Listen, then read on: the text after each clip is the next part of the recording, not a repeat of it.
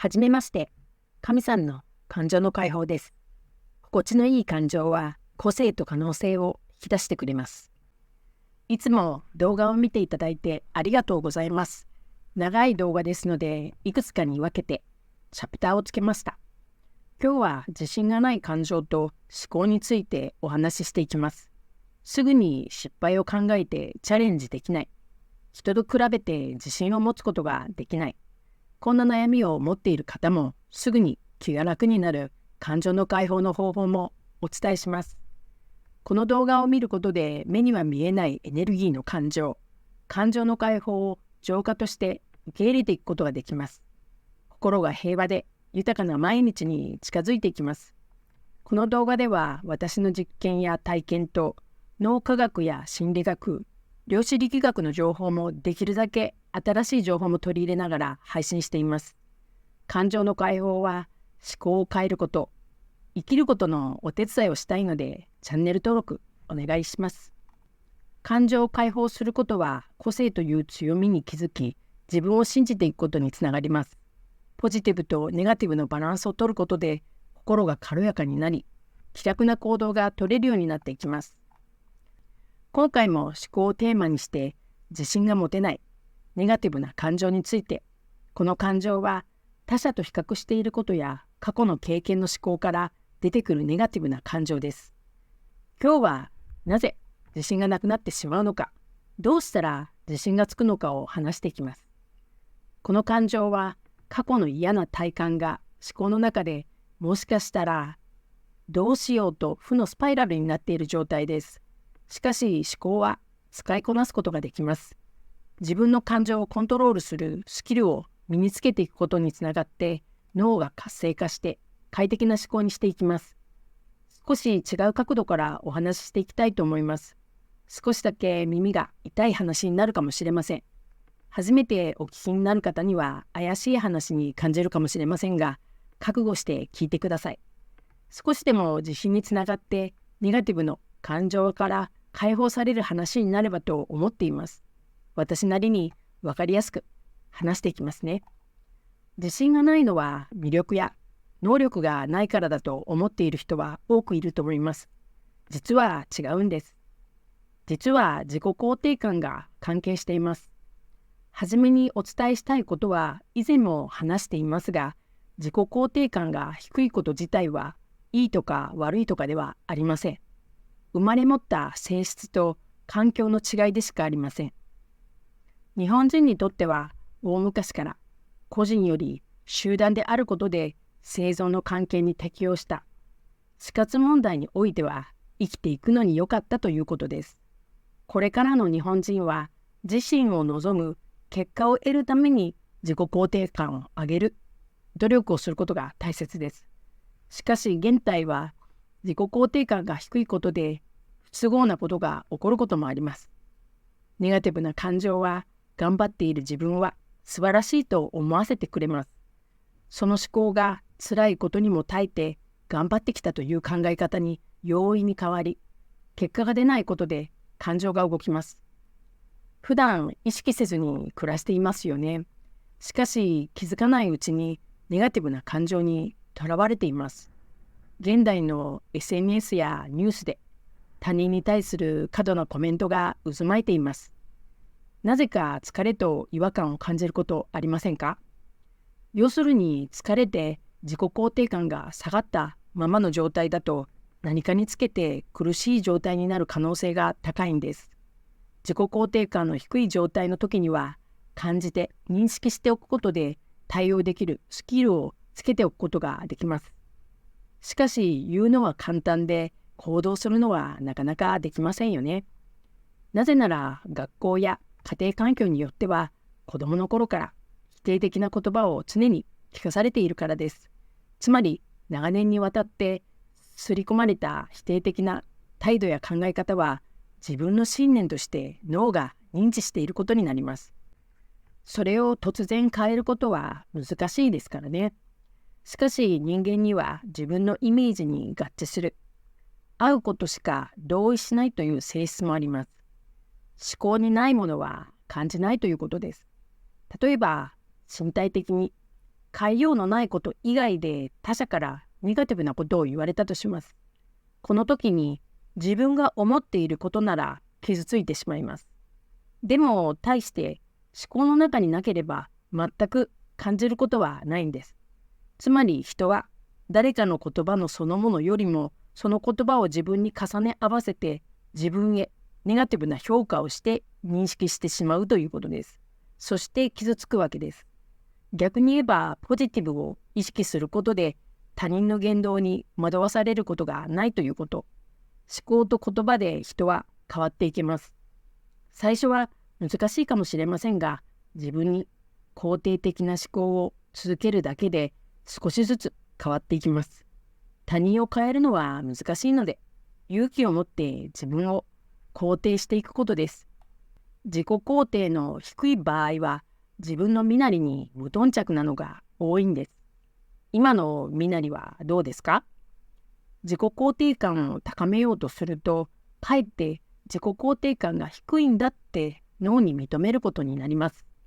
自己肯定感は高めようとして高まるものではありません。なので今回も提案したいと思います。聞いたことありませんか？姿勢から変えていく、洋服を変えることです。例えば靴下に穴が開いていたらすぐに捨てて新しいものを履く。靴が汚れていたら洗ってきれいにする。なぜなら自己肯定感が低い時には外見と中身とは関係ないって思っているんです。でも少し違うんですよ。今の自分に合っていないと感じてもきちんとした服を着ることは大切です。例えばいつもの T シャツを流行りの T シャツに変えてみたり、ブランド的な服に。着ている認識が必要です。すると周りから大事に扱われるようになります。なぜならシンプルです。周りは見た目しかわからないからです。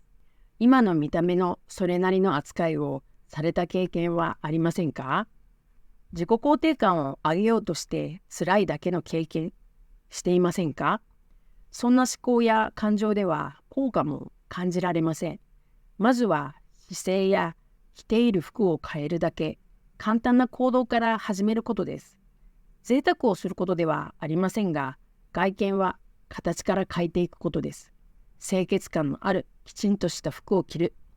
流行りやブランド力を活用して自分を変えていくのは、自分を大事に扱おうとする思考からなんです。実際はきちんとした服を着た人に好意を持ったりしませんか？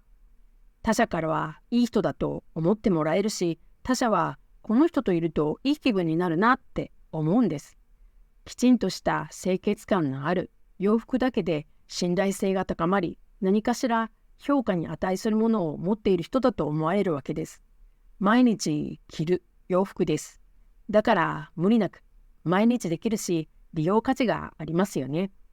自身が形としてきちんとした服を活用して少しずつ慣れて、オリジナルのブランドになっていくということです。逆に言うと、世間でオリジナルを持っている人は、自分をブランドにする努力をずっとしてきた人ということです。地球上の波動は常に二元性を持っています。ネガティブな波動にはポジティブな波動が同時に発生する。同時に起こす波動です。ネガティブの感情は他者との波動を変えて起こしています。自分が選択したネガティブの感情を今体感しているということは、選択した感情をすぐにポジティブの感情に置き換えられるということです。二元性を持つ反対の波動は持っているから起きているんです。地球人は幸せになるために地球に生まれています。幸せを感じる感情を選択してください。今日の感情の解放のワークはストレッチです。姿勢を正すことでホルモンのバランスを整えて、集中することで瞑想につながります。呼吸法で脳に働きかけて感情のコントロールができます。左側の体を使うと脳の活性化も期待できます。この感情をしっかり認めて感謝して捨てる。何度もゆっくりと深呼吸をして、その後にはお水を飲んで、いらない感情を手放していきます。どんな時でもあなたから出てきた感情に気づき、意識することが大切です。感情の解放し続けていくことで、考が変化して脳が考えてきた思考から感じる思考に変わっていることに気がつきます。ここでまとめです。自信がない原因と自信は外から作ることができる話をしてきました。いつも背中を丸めているのなら堂々とした姿勢を習慣にしてください。お金も時間もかかりません。形から入るのは後から何年もついてきます。姿勢を整えることで習慣化にするだけで、服や姿勢を変えるだけで脳内の分泌ホルモンが変化します。例えば背筋を伸ばして胸を張る、ポーズをするだけでテストステロンというホルモンが分泌され、逆にストレスホルモンの分泌が減ったりすることが確認されています。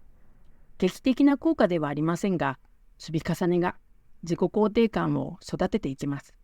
堂々としている人は周りが大事に扱おうとします。そのことが嬉しくて自信になっていきます。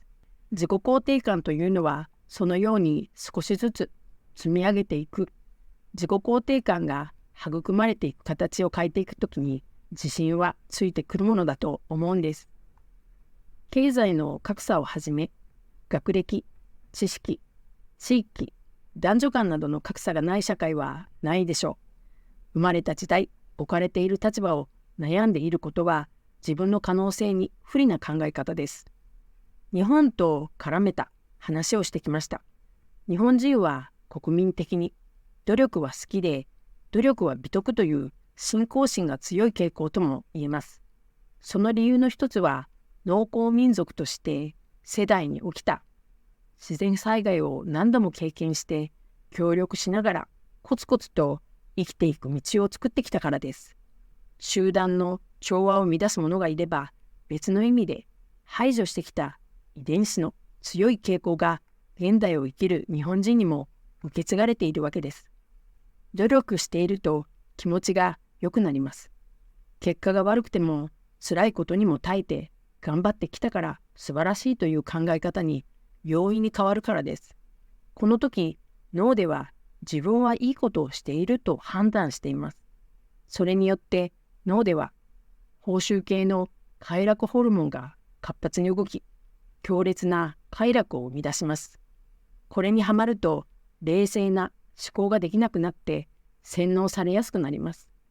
頑張っている自分は素晴らしいと思わせているわけですから、この思考にコントロールされると違う意味で心が楽になる方へ流されていく。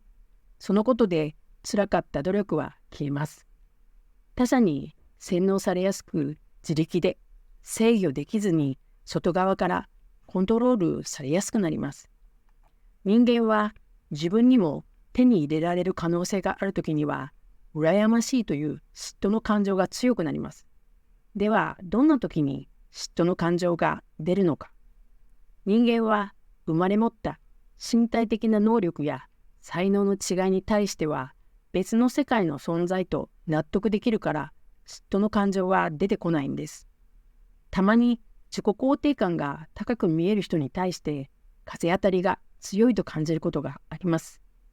嫉妬の感情は自分に手に入れられる可能性があると感じたとき、不満やネガティブな感情は他者に対して嫉妬を感じます。相手が優れていても自分にはできると感じるからです。その思いが叶わないと、これはおかしいという感情に変わります。要は、手に入りそうなのに手にできていない。なのに他の人は手にしている。それが強いとネガティブな感情が生まれるんです。だからこそ嫉妬のメカニズムを理解し、この感情にとらわれないことです。なぜなら他人の不幸を願うことにつながるからです。脳の中で痛みや矛盾、処理する部位が反応して萎縮することが研究で明らかになっています。このことは自分では無意識で他人の不幸を願うようになり、他人に対して失敗すればいいという思考が癖になっていきます。自身が描いた人間になっていくということです。他者の不幸を願っても自分には悪い結果がやってくるわけです。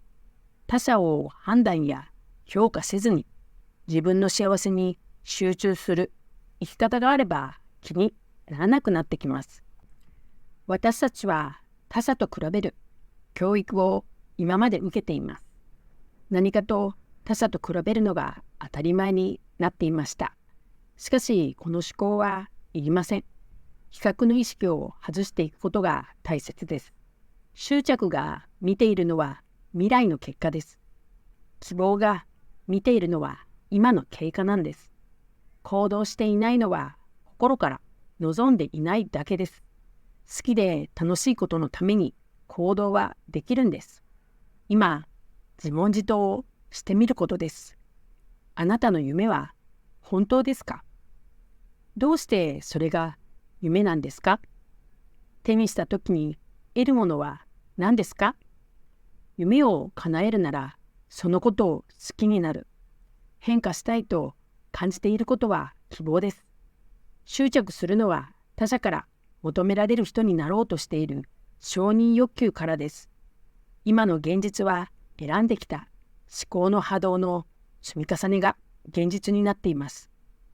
思考とはどんなことも現実になっていることを知ってください。波動を変えることで現実を作り出すことになります。人間も体も心も波動を持つエネルギー体です。波動を肌で感じることで修正する方向に促してくれます。体に手を添えて撫でてありがとうと感謝すると体の細胞に伝わります。免疫力につながります。辛くもない、忍耐もない、根性もいらない、涙も流さない。本当の努力は楽しいんです。これからは本当の努力が必要なんです。自信は必ずついてきます。この動画が役に立った、面白かった、参考になったなどあれば、コメントで教えていただけたら嬉しいです。これからの動画作りの参考にします。チャンネル登録お願いします。高評価していただけるととても励みになります。最後までご視聴いただきましてありがとうございました。心より感謝いたします。